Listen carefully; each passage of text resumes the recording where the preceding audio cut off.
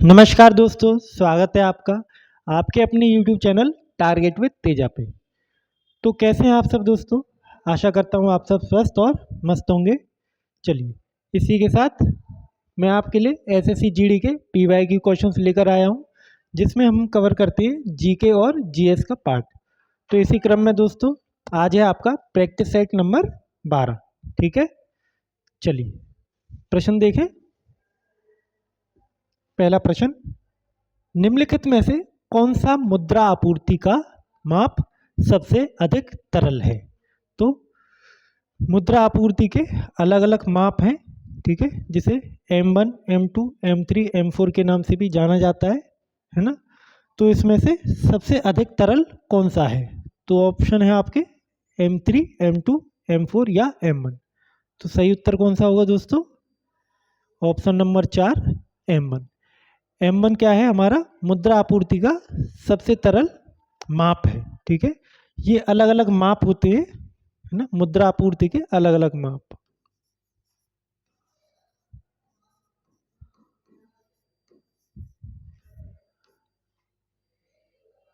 M1, M2, M3 और M4। दोस्तों एक और होता है M0, ठीक है, जो सबसे बेस होता है। दोस्तों विस्तार में इसके बारे में हम जानेंगे जब आपकी इकोनॉमिक्स की क्लास होगी, ठीक है, क्योंकि थोड़ा सा लेंदी है और ट्रिकी। आइए क्वेश्चन नंबर 2, महात्मा गांधी द्वारा दांडी मार्च, ठीक है, किस वर्ष शुरू किया गया? तो महात्मा गांधी जी द्वारा दांडी मार्च कब से कब तक या कब शुरू किया गया? ठीक है, ये बताना है हमें। ऑप्शन क्या है हमारे पास? 1940, 1950, 1920 या फिर ऑप्शन नंबर 4 1930। तो दोस्तों सही उत्तर कौन सा होगा? Option number 4 1930। दांडी मार्च महात्मा गांधी जी द्वारा कब शुरू किया गया? 1930 में। ठीक है दोस्तों, तो दांडी मार्च,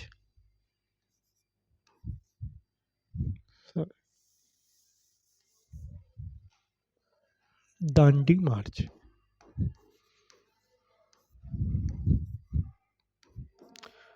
और किस नाम से जाना जाता है दोस्तों? इसे इसे नमक सत्याग्रह के नाम से भी जाना जाता है, नमक आंदोलन।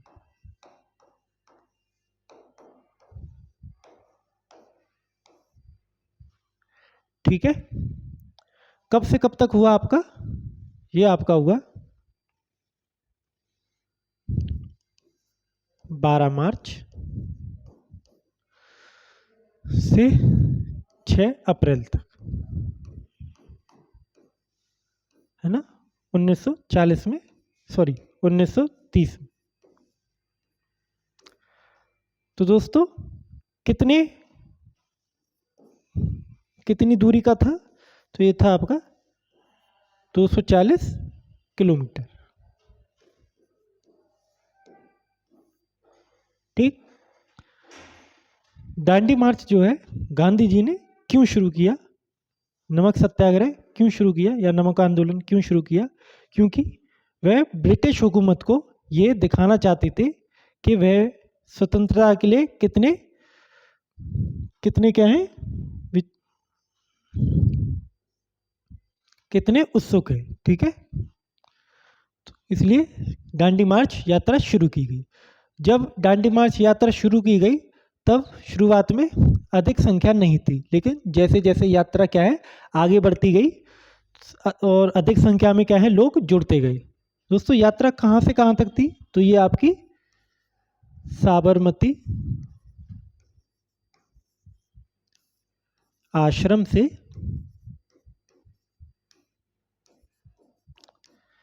दांडी के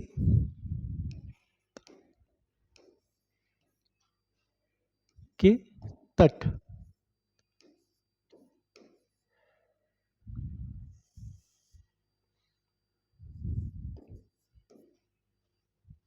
तक।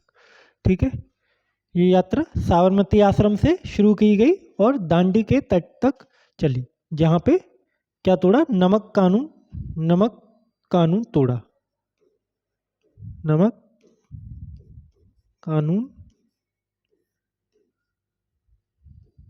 तोड़ा। ठीक है, अंग्रेज क्या है, नमक को बनाने नहीं देते थे, इसीलिए गांधी जी ने वहां जाके नमक बनाया। ठीक है, चलिए अगला प्रश्न, प्रश्न संख्या 3, संगीत नाटक अकादमी पुरस्कार पहले डैश के नाम रूप में जाने जाते थे। तो संगीत नाटक अकेडमी जो पुरस्कार हैं उन्हें पहले किस नाम से जाना जाता था? प्रश्न हमारा ये है। आइए ऑप्शन देखें, आवासीय पुरस्कार, प्रतिष्ठित पुरस्कार, राष्ट्रपति पुरस्कार, या फिर ऑप्शन 4 सांस्कृतिक पुरस्कार। तो दोस्तों सही उत्तर है हमारा ऑप्शन नंबर 3 राष्ट्रपति पुरस्कार। तो संगीत नाटक अकेडमी जो पुरस्कार है उन्हें पहले किस नाम से जाना जाता था? राष्ट्रपति पुरस्कार के नाम से जाना जाता था। ठीक है, इनकी स्थापना कब हुई दोस्तों? तो वर्ष 1952 में हुई। ठीक, उद्देश्य क्या है इन पुरस्कारों को देने का? इनका उद्देश्य ये है कि संगीत और नृत्य के क्षेत्र में जो भी लोग अविश्वसनीय काम करते हैं उनको क्या है, प्रोत्साहित करना। ठीक है, ताकि भारत की जो कला और संस्कृति है उसे क्या है, उसका सम्मान करना और उसे जीवित बनाए रखना, ये इसका उद्देश्य रहता है। ठीक है, चलिए अगला प्रश्न, प्रश्न संख्या 4, महिलाओं के लिए हेप्टाथलॉन में इवेंट होते हैं। ठीक है, हेप्टाथलॉन के नाम से ये इवेंट होते हैं जो कि केवल किसके लिए होते हैं? महिलाओं के लिए होते हैं। तो इस इवेंट में कितने कितने इवेंट होते हैं, है ना, ये बेसिकली ये क्वेश्चन है, कितने इवेंट होते हैं? आइए ऑप्शन देखें, 11, 7, 5 या फिर 10। तो दोस्तों सही उत्तर है इसका ऑप्शन नंबर 2 7। कितने इवेंट होते हैं? 7 इवेंट होते हैं। किसमें? हेप्टाथलॉन में 7 इवेंट होते हैं महिलाओं के लिए। अलग अलग इवेंट होते हैं, जैसे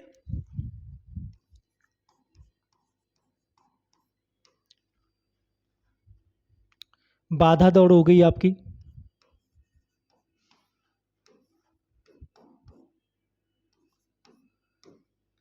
ठीक है, गोला फेंक हो गया,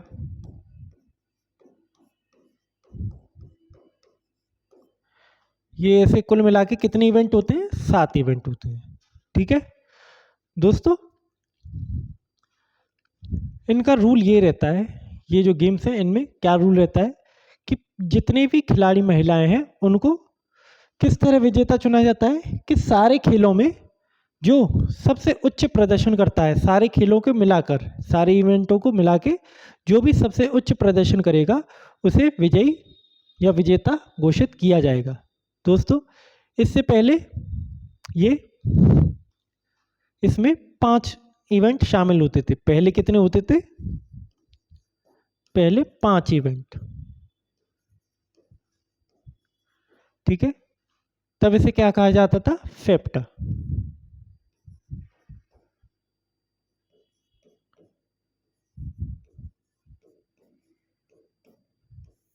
ठीक, पहले 5 होते थे, फिर बाद में इन्हें बढ़ाकर कितना कर दिया गया?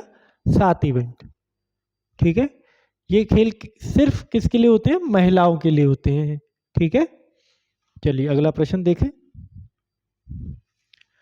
प्रश्न संख्या 5, गंगौर त्योहार ऐतिहासिक रूप से निम्नलिखित किस राज्य का मूल निवासी है? गंगौर त्योहार ऐतिहासिक रूप से निम्नलिखित में से किस राज्य का मूल निवासी या किस राज्य से, ये हम कहेंगे किस राज्य का मूल है। ठीक है, या कौन सा इसका मूल राज्य है, मूल राज्य है। ठीक है, ये इसे प्रश्न ये होगा। तो गंगौर जो त्योहार है वो ऐतिहासिक रूप से किस राज्य से संबंधित है या किस राज्य का मूल त्योहार है?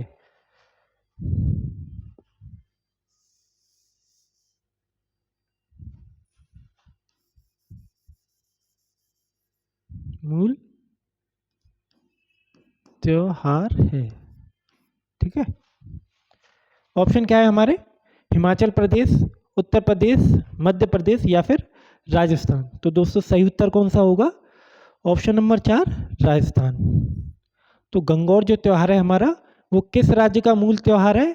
वो राजस्थान का है। ठीक है, आइए इस त्यौहार के बारे में जाने, गंगौर त्यौहार के बारे में।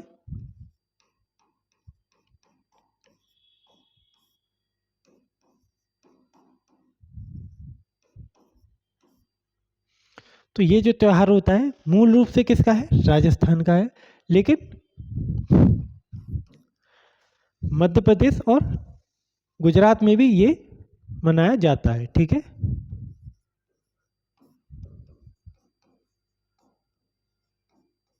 और गुजरात में भी मनाया जाता है।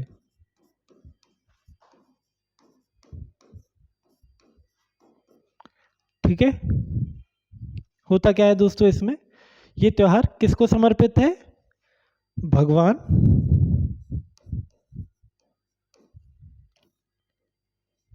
शिव और उनकी पत्नी गौरी।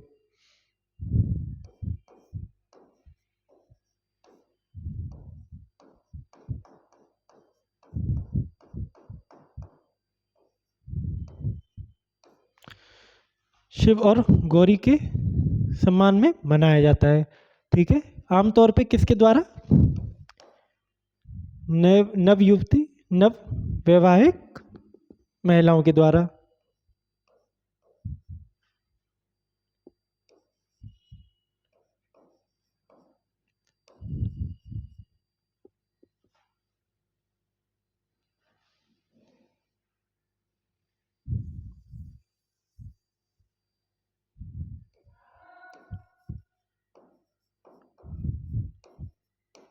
नवविवाहित महिलाओं द्वारा।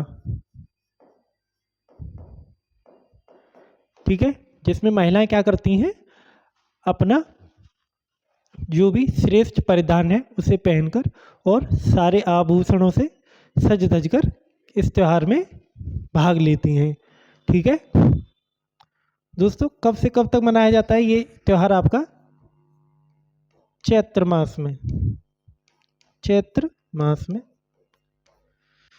जो कि आपका होता है मार्च से अप्रैल के बीच में।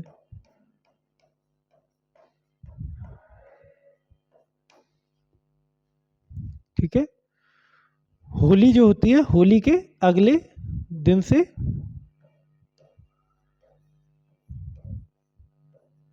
होली के दूसरे दिन से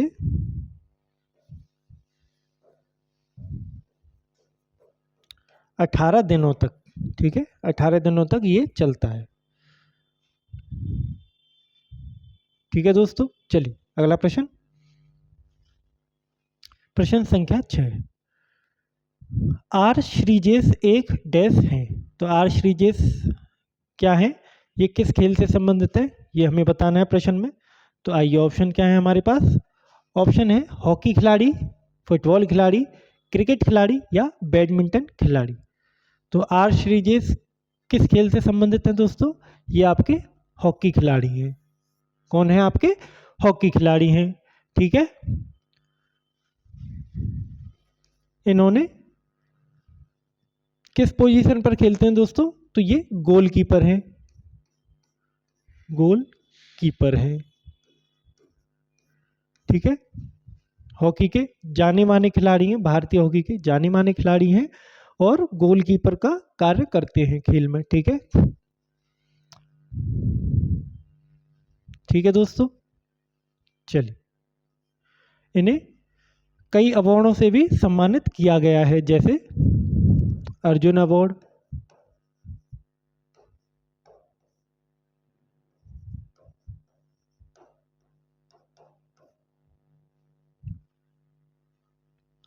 और आपका पद्म श्री अवार्ड।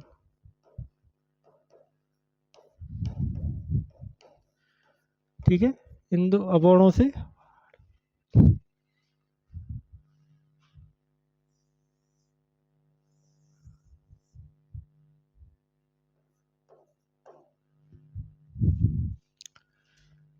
इन दो अवार्डों से इन्हें सम्मानित भी किया गया है। ठीक है, दोस्तों फुटबॉल के कौन कौन से खिलाड़ी हैं? तो फुटबॉल के हैं आपके बाईचुंग भूटिया हैं और सुनील छेत्री हैं।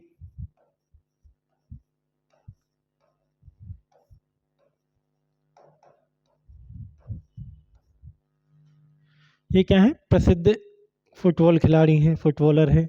ठीक है। क्रिकेट से आप जानते होंगे सचिन तेंदुलकर, सचिन, विराट, है ना। और बैडमिंटन से भी आप जानते होंगे पीवी सिंधु।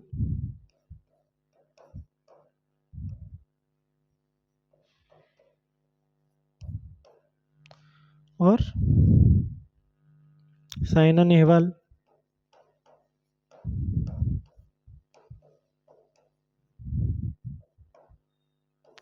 ठीक है, चलिए अगला प्रश्न देखें।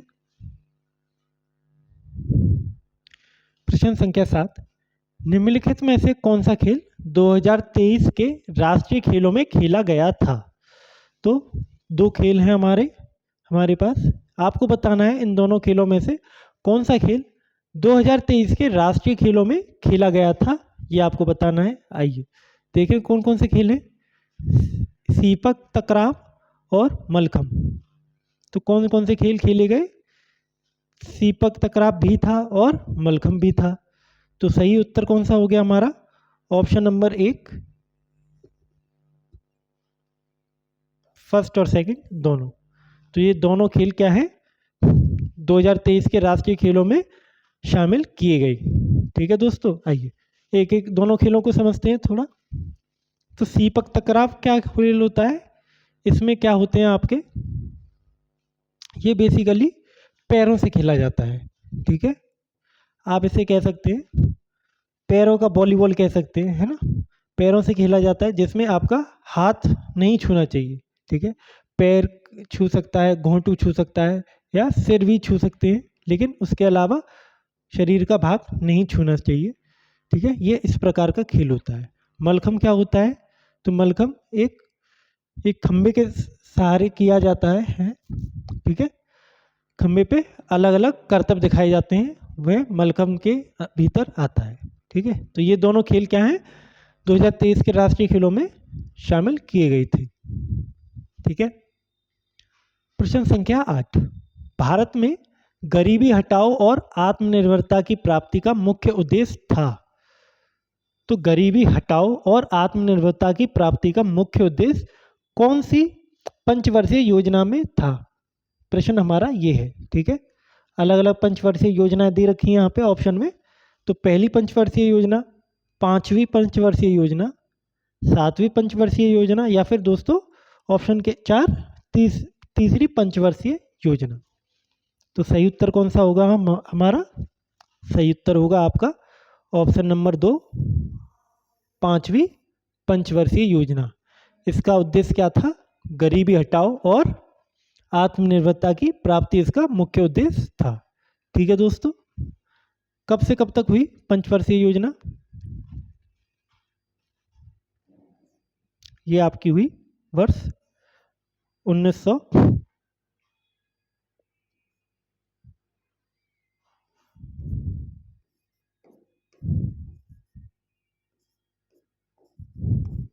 1974 से 1989 तक हुई। लेकिन दूसरी सरकार आने के कारण, दूसरी सरकार ने इसे 1978 में ही समाप्त कर दिया। समाप्त कर दिया। ठीक है, और एक वर्ष वाले वर्ष के रोलिंग प्लान,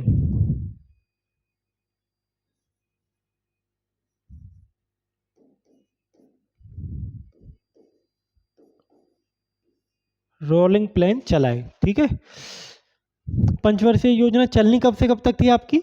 तो ये 1974 से चलनी थी 1989 तक। परंतु जैसे ही दूसरी सरकार आई उसने क्या किया, इसे 1978 में ही समाप्त कर दिया और एक एक वर्ष के रोलिंग प्लान चलाए। ठीक है, 3 रोलिंग प्लान चलाए थे एक एक वर्ष के। ठीक है, तो दोस्तों पहली पंचवर्षीय योजना कब से कब तक हुई हमारी, ये हुई थी आपकी 1951 से 1956 तक। ठीक है, तीसरी हुई आपकी 1961 से 1966 तक। ठीक, चलिए पंचवर्षीय योजना 5 ईयर प्लान भी कहा जाता है इसे। ठीक है दोस्तों, कहाँ से ली गई, तो ये रूस से ली गई, रूस से। ये 5 साल के लिए रहती है, नाम से पता चल रहा है 5 साल के लिए रहती है। ठीक है, पहली बार 1951 में, 51 से 56 के लिए रही थी। ठीक है, चलिए अगला प्रश्न।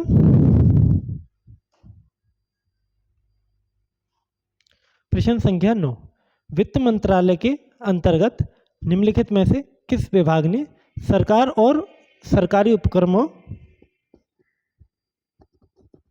के लंबित संविदात्मक विवादों को प्रभावी ढंग से निपटाने के लिए विवाद से विश्वास संविदात्मक विवाद योजना शुरू की। ठीक है, तो वित्त मंत्रालय के अंतर्गत जितने भी क्या है रहते हैं आपके विभाग होते हैं, इसमें सरकार और सरकारी उपक्रमों के लंबित संविदात्मक विवादों को प्रभावी ढंग से निपटाने के लिए, कुल मिला के आप कह सकते हैं विवादों से छुटकारा करने के लिए कौन सी योजना शुरू की गई है ना, ये प्रश्न है आपका। तो ऑप्शन है हमारे आर्थिक मामलों का विभाग, व्यय विभाग, वित्तीय सेवा विभाग या ऑप्शन 4 राजस्व विभाग। तो कौन सी स्थापना की गई, कौन सी विभाग की, ऑप्शन नंबर 2 व्यय विभाग की स्थापना की गई, जिससे क्या है आपके जो लंबित मामले हैं उनका ये क्या करेगी, समाधान करेगी। ठीक है, समाधान के लिए इसकी ये योजना शुरू की गई व्यय विभाग की। ठीक है, सही उत्तर है आपका ऑप्शन नंबर 2 व्यय विभाग। आइए अगला प्रश्न, प्रश्न संख्या 10, राज्यपाल के पद के संबंध में निम्नलिखित में से कौन सा कथन सही है। सही कथन हमें बतानी है। ठीक है, राज्यपाल के पद के संबंध में। तो ऑप्शन क्या है हमारे, ऑप्शन से पहले कथन देखते हैं। राज्यपाल लाभ के किसी अन्य पद को धारण कर सकता है, क्या ये कथन सही है, तो नहीं, कथन ये क्या है हमारा गलत है। राज्यपाल लाभ के किसी अन्य पद को धारण नहीं कर सकता। ठीक है, नहीं करेगा, नहीं करेगा। ठीक, दूसरा कथन, राज्यपाल को अपने आधिकारिक आवासों के उपयोग के लिए किराए के भुगतान के बिना हकदार होना चाहिए।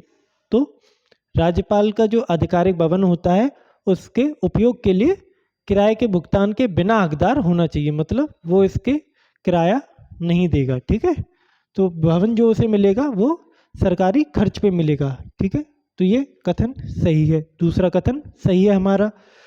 हमें बताने हैं कौन सा कथन सही है, तो कथन सेकंड सही है। तो कौन सा विकल्प सही है होगा हमारा, विकल्प 1। ठीक है, विकल्प 1 में केवल दूसरा कथन सही है और पहला कथन क्या है, गलत है। ठीक है, तो ये 3 अन्य विकल्प क्या है, गलत हो जाएंगे। सही विकल्प होगा केवल 2, राज्यपाल को अपने आधिकारिक आवासों के उपयोग के लिए किराए के भुगतान के बिना हकदार होना चाहिए। ठीक है, आइए अगला प्रश्न, प्रश्न संख्या 11, उस्ताद असद अली खान कौन सा वाद्य यंत्र बजाते थे। ठीक है, उस्ताद असद अली कौन सा वाद्य यंत्र बजाते थे, अलग अलग वाद्य यंत्र यहाँ पे दिए गए हैं। ऑप्शन क्या है, सरोद, संतूर, सितार या रुद्रवीणा। तो सही उत्तर कौन सा होगा दोस्तों, ऑप्शन नंबर 4 रुद्रवीणा इसका सही उत्तर होगा। उस्ताद असद अली खान कौन सा यह वाद्य यंत्र बजाते थे, तो वह है आपका रुद्रवीणा बजाते थे। ठीक है, रुद्रवीणा क्या है दोस्तों? एक बहुत ही जटिल वाद्य यंत्र है, ठीक है, जिसे उस्ताद असद अली खान को उसे बजाने में बहुत ही महारत हासिल है, और ये अपनी तरह के कुछ गिने चुने लोगों में से एक हैं जो इस वाद्य यंत्र को बजाने की कला को अभी तक क्या है, जीवित रख पाए हैं। ठीक है, चलिए अगला प्रश्न देखें। प्रश्न संख्या 12, भारतीय संविधान का कौन सा भाग संघ और उसके क्षेत्र से संबंधित है? ठीक है, भारतीय संविधान का कौन सा भाग भारत और उसके क्षेत्र, संघ और उसके क्षेत्र से संबंधित है? प्रश्न ये है। तो प्रश्न ऑप्शन क्या है हमारे पास? भाग 2, भाग 3, भाग 4 या फिर भाग 1। तो सही उत्तर कौन सा होगा दोस्तों? जी हाँ, ऑप्शन नंबर 4, भाग 1। भाग 1 यानी कि भाग पहला किससे संबंधित है? संघ और उसके राज्य क्षेत्र से संबंधित है। ठीक, भाग के बारे में थोड़ी सी जानकारी लेते हैं दोस्तों। भाग, संविधान में कितने भाग हैं? तो 22 भाग हैं। ठीक, यदि गणना के अनुसार बोले, है ना, गिनती के अनुसार या गणना के अनुसार,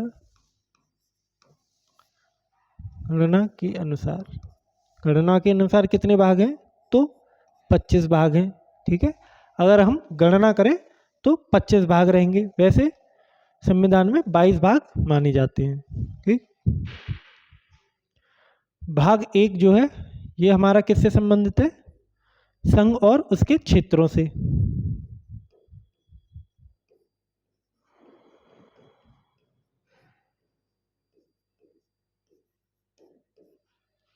संघ और उसके क्षेत्र। ठीक, भाग 2 ये आपका संबंधित है नागरिकता से। ठीक, नागरिकता। ठीक है, इसके अनुच्छेद होंगे आपके 1 से 4। ठीक, इसके अनुच्छेद होंगे आपके 5 से 11। भाग तीसरा किससे है? ये आपका मौलिक अधिकार है।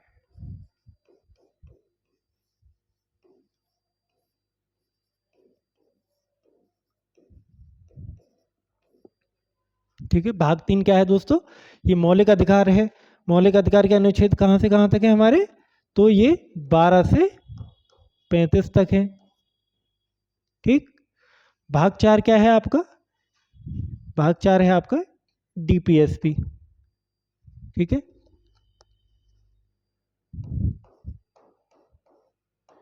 DPSP, directive principle of state policy. ठीक है, या राज्य के नीति निर्देशक तत्व।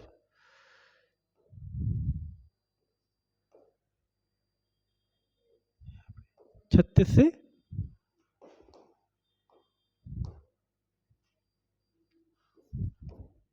इक्यावन तक। ठीक है, आपके ये भाग हो गए, चारों भाग यहाँ हमने बता दिए। गणना के अकॉर्डिंग 25 भाग हैं और वैसे 22 भाग हैं। ठीक है,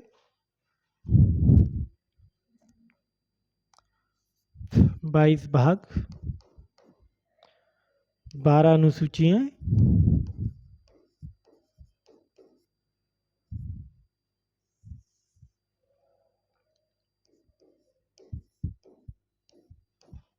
और कितने 395 अनुच्छेद हैं।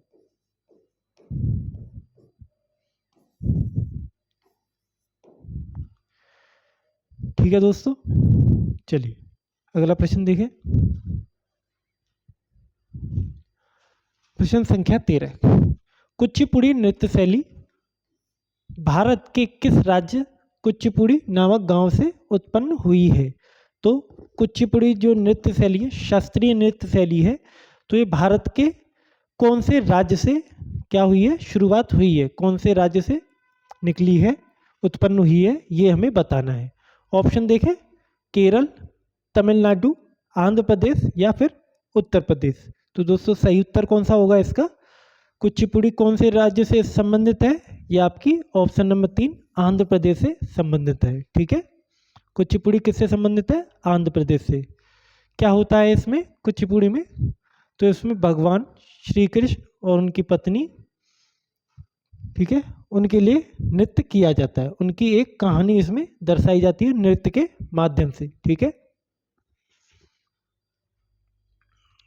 केरल का कौन सा शास्त्रीय नृत्य है दोस्तों? तो केरल के दो हैं, एक मोहिनी अट्टम,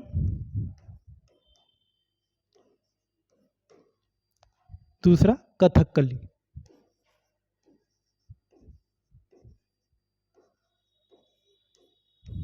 ठीक है, तमिलनाडु का भारतनाट्यम है।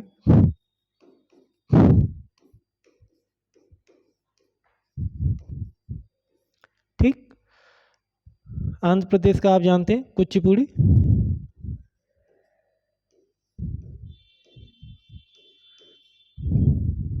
उत्तर प्रदेश का कौन सा है दोस्तों? कथक है। टोटल शास्त्रीय नृत्य कितने हमारे? शास्त्रीय नृत्य तो ये 8 हैं आपके। कितने हैं? 8। ठीक है, कौन कौन से रह गए? रह गया मणिपुरी,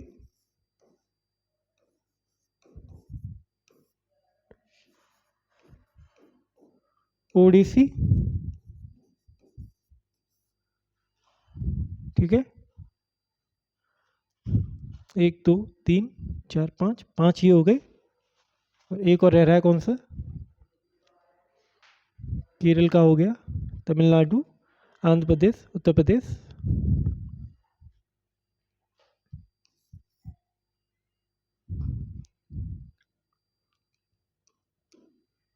ठीक है, चलिए आगे देखेंगे उसे। अगला प्रश्न है प्रश्न संख्या 14। भारत देश देशों के साथ अपनी भूमि सीमा साझा करता है। तो भारत जो है कितने देशों के साथ अपनी स्थलीय सीमा को साझा करता है? कितने उसके स्थलीय सीमा साझा करने वाले देश हैं? ठीक है, कितने उसके पड़ोसी देश हैं वह हमें ज्ञात करना है, बताना है। तो आइए ऑप्शन देखें, 8, 7, 5 या फिर 6। तो सही उत्तर कौन सा है दोस्तों? सही उत्तर है आपका 7। तो भारत के कितने पड़ोसी देशों के साथ सीमा साझा होती है? तो 7 देशों के साथ होती है। कौन कौन से?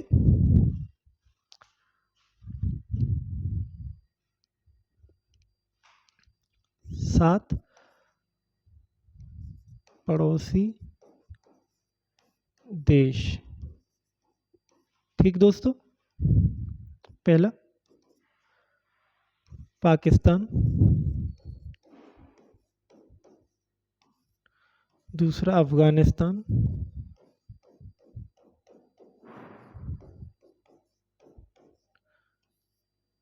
तीसरा चीन, चौथा नेपाल,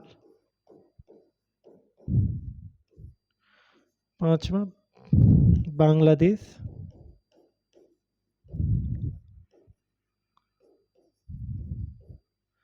छठा है आपका भूटान, ठीक, सातवां है आपका म्यांमार।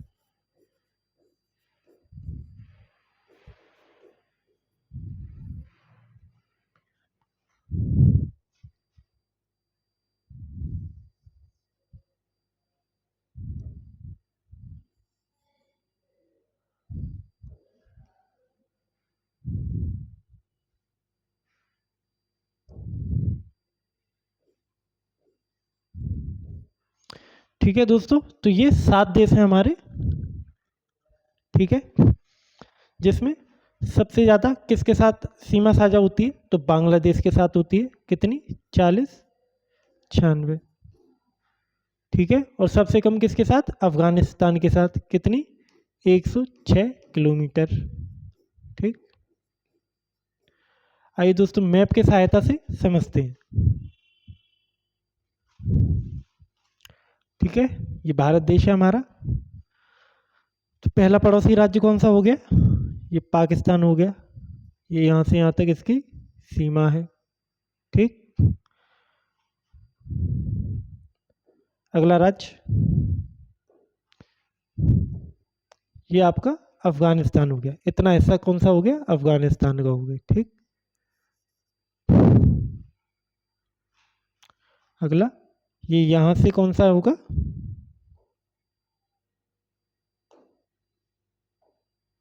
ये आपका चीन वाला हिस्सा हो गया। ठीक है, ये सब चीन वाला हिस्सा हो गया। ये जो हिस्सा है ये नेपाल वाला है। ठीक, और अगला कौन सा है? अगला आपका भूटान आ गया। ठीक है, एक और है हमारा ये बांग्लादेश है। ठीक है दोस्तों, बांग्लादेश के साथ सबसे ज़्यादा स्थलीय सीमा साझा होती है। ठीक है, और अगला कौन सा है? ये म्यांमार है आपका। म्यांमार के साथ सीमा साझा हो रही है।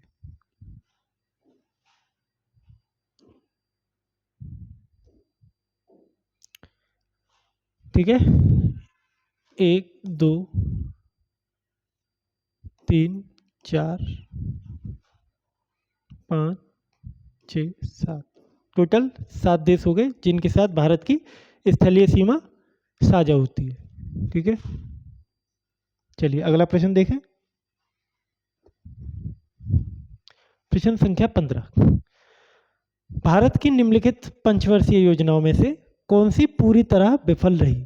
ठीक है, भारत में पंचवर्षीय योजना आपको पता है हर 5 वर्ष के दौरान होती थी। तो कौन सी पंचवर्षीय योजना पूरी तरह से विफल रही ये आपको बताना है। ठीक है, ऑप्शन आपके 7वीं पंचवर्षीय योजना, तीसरी पंचवर्षीय योजना, पहली पंचवर्षीय योजना या फिर छठी पंचवर्षीय योजना। तो कौन सी पंचवर्षीय योजना दोस्तों सबसे अधिक विफल रही? तो वह है आपकी ऑप्शन नंबर 2, तीसरी पंचवर्षीय योजना। ये क्या रही? सबसे ज़्यादा विफल रही। ठीक है, पूरी तरह से विफल रही।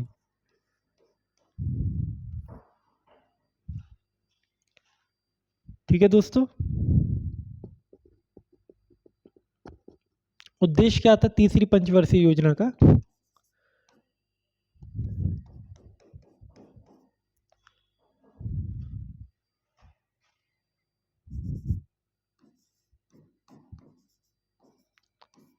उद्देश्य था आपका कृषि और उद्योग।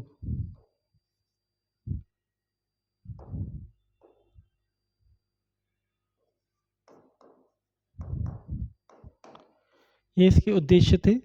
कारण क्या रहे विफल होने के कारण? कारण रहे सबसे पहले वर्ष 1961 में भारत चीन युद्ध।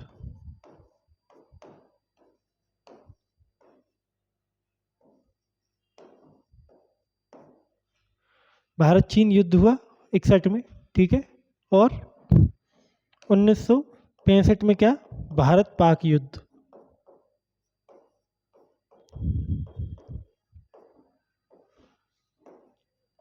ठीक है, तो ये 2 युद्ध भारत ने लगातार युद्ध के साथ भारत जूझा। ठीक है, इस अवधि के बीच 2 बार भारत युद्ध में जूझा। और साथ ही साथ और क्या कारण था?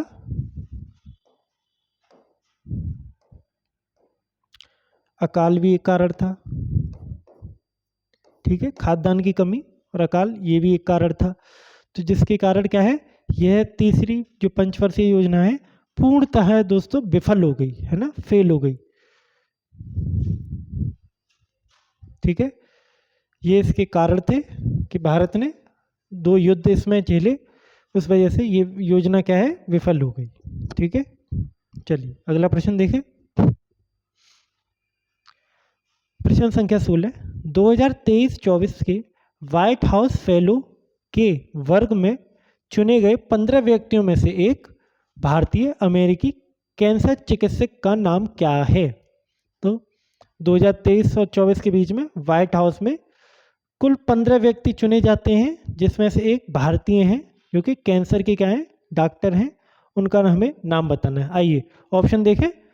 राहुल गुप्ता, अतुल बट्टे, कविता भाटिया, या फिर ऑप्शन नंबर 4 कमल मेघन मेनग राजानी सॉरी। तो सही उत्तर है आपका कमल मेनग राजानी। ठीक है, ये इसका सही उत्तर है। ठीक है दोस्तों, व्हाइट हाउस क्या होता है?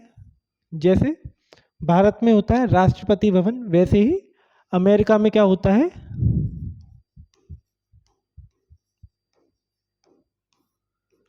अमेरिका में व्हाइट हाउस होता है। ठीक है,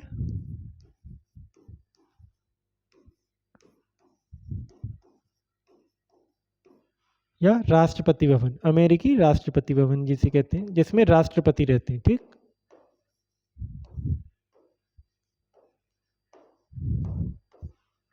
ठीक है, व्हाइट हाउस आप समझ गए। दोस्तों ये जो 15 व्यक्तियों को अपनाने की प्रक्रिया है, ये कब से शुरू हुई? तो ये वर्ष 1964 से शुरू हुई। ठीक है, 1964 से शुरू हुई। तो कारण क्या था शुरू करने का?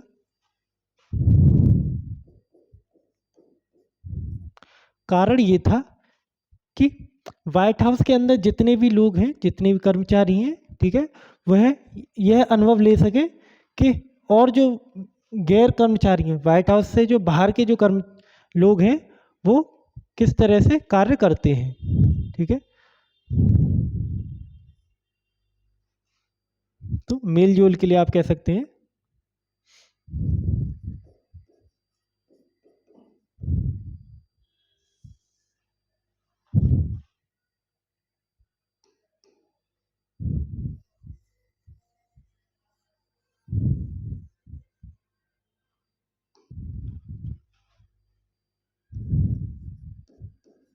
ज्ञान साझा करने के लिए।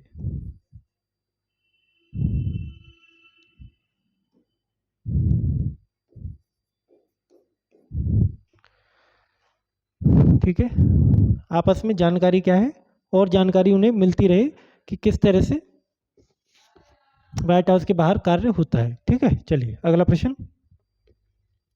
प्रश्न संख्या 17। राष्ट्रीय ग्रामीण रोजगार गारंटी अधिनियम 2005 यह भारत के सभी ग्रामीण परिवारों को जो अकुशल मैनुअल कार्य करने के लिए स्वयं सेवा करते हैं, उन्हें डैश दिनों के गारंटी कृत मजदूरी रोजगार का वादा करता है। तो ये आपका राष्ट्रीय ग्रामीण रोजगार गारंटी अधिनियम है 2005 का। ठीक है, तो भारत में जो ग्रामीण होते हैं या अकुशल जो वर्कर होते हैं, ग्रामीण वर्कर, उन्हें वर्ष में यानी कि 365 दिन में कितने दिनों की गारंटी रोजगार देता है? ये प्रश्न हमारा प्रश्न ये है। तो आपको ऑप्शन देखें, 365 दिन है ये। ठीक है, 365 दिन, 90 दिन, 100 दिन, या फिर 180 दिन। तो सही उत्तर क्या है दोस्तों? 100 दिन। ऑप्शन नंबर 3 100 दिन। राष्ट्रीय ग्रामीण योजना रोजगार गारंटी में 365 दिन में से या वर्ष में 100 दिन आपको गारंटी रोजगार दिया जाता है। ठीक है, चलिए अगला प्रश्न देखें। सही उत्तर क्या है? 100 दिन आपको गारंटी रोजगार मिलेगा। प्रश्न संख्या 18। निम्नलिखित में से किस तत्व का आणविक आणविक सूत्र H2 है? तो H2 किस रसायन का या किस तत्व का सूत्र है, आणविक सूत्र है, ये आपको बताना है। ऑप्शन क्या है हमारे पास? सीसा, हाइड्रोजन, प्लेटिनम, या फिर सल्फर। तो दोस्तों सही उत्तर क्या होगा? बिल्कुल सही, हाइड्रोजन। हाइड्रोजन इसका क्या है? सही उत्तर है। ये कैसा है? H2 इसका अणु है। ठीक है दोस्तों, हाइड्रोजन एक गैस होती है। ठीक है, हाइड्रोजन, हाइड्रोजन क्या है? एक तत्व है। ठीक है। आवर्त सारणी में ये कहला कौन सा तत्व है? ये पहला तत्व है, ठीक है, पहला तत्व, ठीक है। और दोस्तों ब्रह्मांड में ये सबसे ज्यादा पाए जाने वाला तत्व है, सबसे ज्यादा पाए जाने वाला, सबसे ज्यादा पाए जाने वाला तत्व है, ठीक है।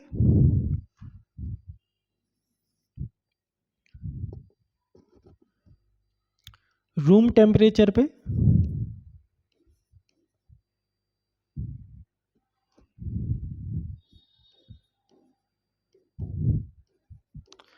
रूम टेम्परेचर पे या नॉर्मल टेम्परेचर पे ये गैस के फॉर्म में होता है, ठीक है,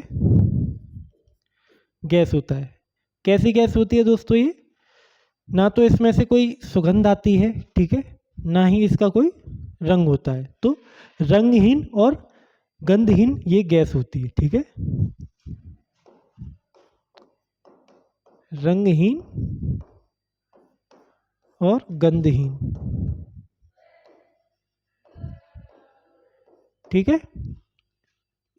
और दोस्तों ये अत्यंत ही ज्वलनशील होता है। कैसा होता है?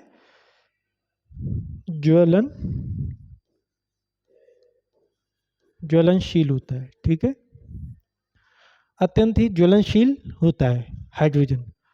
और दोस्तों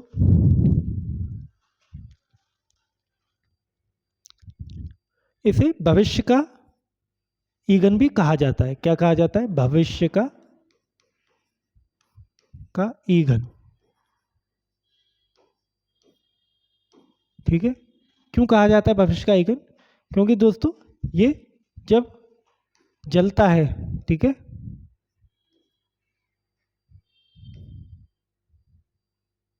ये जब जलेगा तो क्या बनाएगा?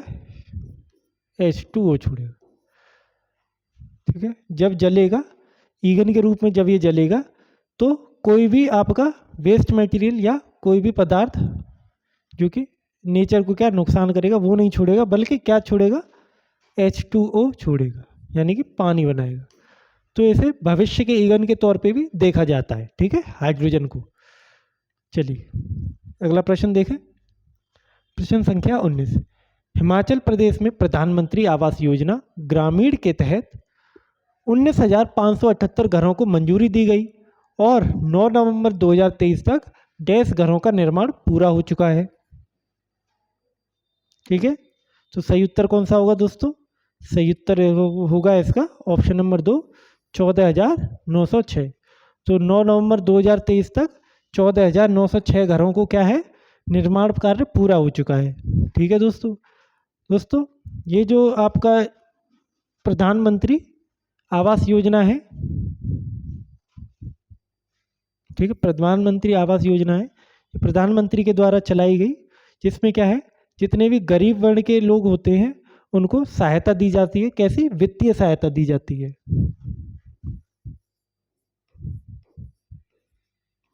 वित्तीय सहायता दी जाती है, ठीक है, अगर वो अपना घर बनाने में असक्षम है तो उन्हें वित्तीय सहायता भी दी जाती है, ठीक है। चलिए अगला प्रश्न देखें, अगला और आखिरी प्रश्न। प्रश्न संख्या 20। निम्नलिखित में से किस व्यक्ति ने प्रसिद्ध नाटक अभिज्ञानम शकुंतलम लिखा है? ठीक है, काफी प्रसिद्ध नाटक है ये अभिज्ञानम शकुंतलम। तो किसके द्वारा लिखा गया है ये हम देखेंगे। आइए ऑप्शन देखें। सबसे पहले कलहड़, अश्वघोष, कालिदास या फिर विशाख दत्त। तो दोस्तों सही उत्तर कौन सा होगा? जी हाँ बिल्कुल सही, ऑप्शन 3 कालिदास। किसके द्वारा लिखा गया है? कालिदास के द्वारा, ठीक है। दोस्तों कालिदास को क्या कहा जाता है? भारत का शेक्सपियर भी कहा जाता है।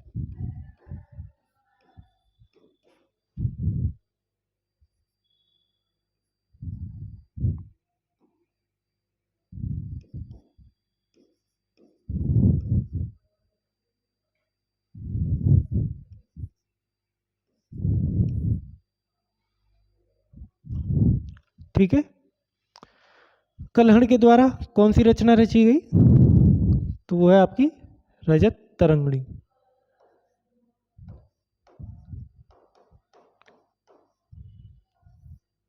ठीक है। अश्वघोष के द्वारा बुद्ध चरित्र।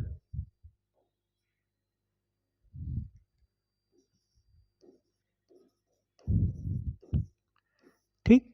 और विशाख दत्त के द्वारा मुद्राक्षस।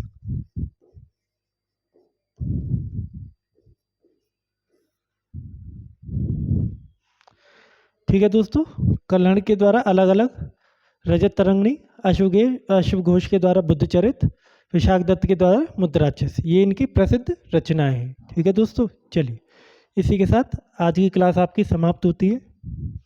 ठीक है, क्लास आपको कैसी लगी आप हमें ज़रूर बताइए। ठीक है, आप हमें इसको स्कैन करके हमें फॉलो कर सकते हैं। चलिए, चलो जी, ये स्कैन वालों ने काट लेंगे।